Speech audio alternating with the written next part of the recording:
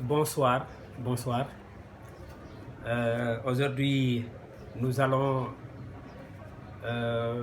parler de la littérature, mais en particulier le roman. Nous allons mettre l'accent aujourd'hui sur la littérature française, mais particulièrement donc le Père Goriot, Honoré de Balzac. Un roman qui m'a beaucoup ému et m'a entraîné dans une réflexion assez approfondie sur la condition humaine. La vue du Père Goriot, son amour sans limite, amour non compensé en retour à sa juste valeur, et la mort malheureuse et solitaire du vieil homme m'ont amené à partager avec vous, mes amis, mes impressions de lecture. Mais au-delà de partager le fruit de cette lecture, je souhaiterais également vous livrer les connaissances que j'ai retirées de ce commerce intellectuel avec Honoré de Balzac. D'abord, nous allons nous intéresser sur la biographie de Balzac. Honoré de Balzac est un écrivain français. Il est né en 1799 à Tours, c'est-à-dire à Bordeaux. Après des études au collège de Vendôme, il fréquente des établissements de la capitale où son père était administrateur d'hôpital. Séduit par le droit, il entre chez un notaire, mais convainc sa famille de le laisser tenter, n'est-ce pas, le métier d'écrivain. Bon, sous des pseudonymes divers, Balzac va écrire une trentaine de romans médiocres. Après ses essais maladroits, il rencontre une femme beaucoup plus âgée que lui, c'est Madame de Brémy, qui va l'encourager et l'initier à ses mondanités. Balzac se lance alors dans le monde des affaires en s'associant à un libraire, puis achète une imprimerie.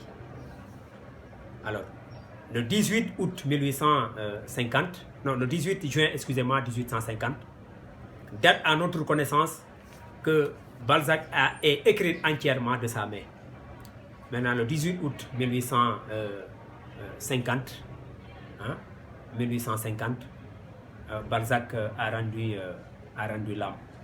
Donc, n'est-ce pas, donc à 23h et à 23h30.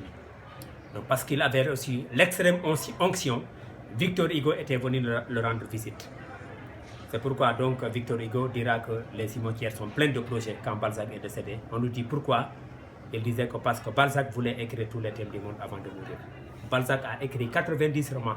Et ce sont ces 90 romans que Balzac a regroupés pour donner naissance à ce qu'on appelle la comédie humaine. Et c'est pourquoi donc il a présenté le roman, le Père Goriot.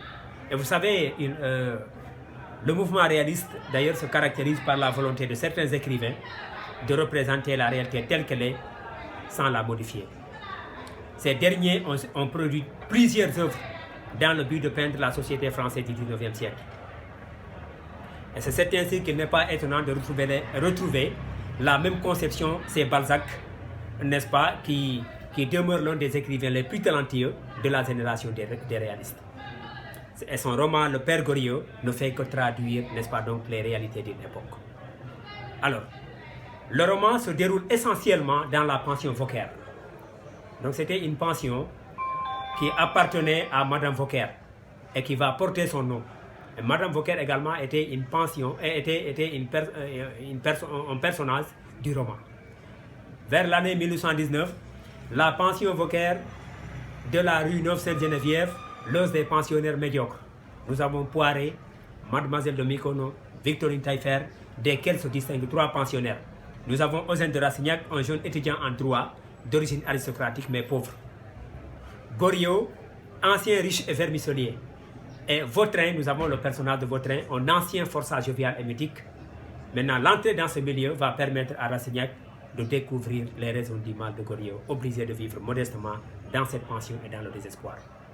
Et maintenant, pour l'amour de ces 2 filles, le vieil homme les a mariées. L'aînée Anastasie au comte de Restaud et Delphine la cadette au baron de Nucingen. Alors, ces gendres l'ont bien accepté tant que ses coffres étaient pleins et leur étaient ouverts. Et aujourd'hui qu'il est devenu pauvre, les mêmes gendres refusent de le recevoir dans leur maison et interdisent leurs épouses à rencontrer leur père. Et c'est ce qui pousse au désespoir à cet homme très voué à ses 2 filles. Alors, qu'est-ce qui va se passer? Se montrant ambitieux, Rastignac se voit proposer par Vautrin un diabolique plan. Quel était ce plan? C'était d'Hermine Victorine Taillefer. Un diabolique plan dont d'ailleurs le frère de Victorine Taillefer devra être la victime. Alors, après son refus, Rastignac va refuser cette proposition chimique. Après son refus, Rastignac se voit introduit dans le milieu mondain par une relation sans aucun sens de la morale avec une dame fortunée. Donc il va se lier avec Delphine, la fille cadette du père Goriot. Donc c'est pourquoi donc Goriot va rester l'ami, n'est-ce pas, donc de Eugène de Rastignac jusqu'à sa mort. Alors, c'est pourquoi donc Vautrin, c'est également un personnage du roman qui a échappé à la gendarmerie pour venir se réfugier dans la pension Vauquer. Mais quand Vautrin est arrivé dans le roman, quand Vautrin est arrivé dans la pension, excusez-moi, Vautrin se méfiait des femmes. Parce que lui, il savait que si les femmes arrivent à découvrir là où il vient, les femmes vont aller signaler la gendarmerie.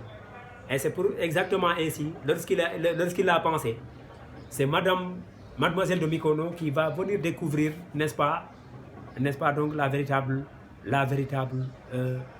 identité de Vautrin. Vautrin a été arrêté à la page 36 et 37 du roman. Donc la chaîne d'arrestation de Vautrin. Vautrin a été arrêté.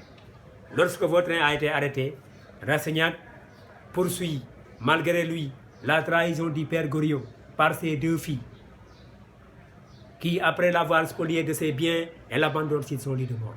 Frappé par un malaise, le vieillard agonise, maudissant ses deux filles comme il avait souhaité.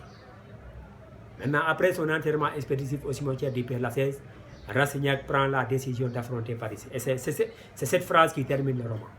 Rastignac dit à Paris, à nous deux maintenant. Et ce qu'on doit retenir, le père Goriot a été abandonné par ses propres filles à cause de l'argent.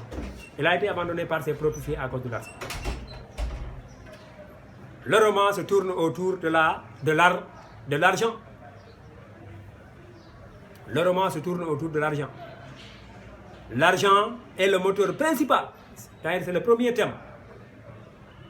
Pour Goriot, l'argent est le moyen de satisfaire sa passion paternelle. C'est le seul lien ténu qui le rattache à ses filles. Pour ces dernières, l'argent est le moyen d'entretenir leur amant et de satisfaire leurs caprices. Et parmi les autres thèmes, nous avons l'arrivisme, nous avons le thème du mariage, qui était un marché où toutes les femmes étaient trompées. Nous avons également le thème de la mort. Il y a d'autres thèmes qui vont intervenir.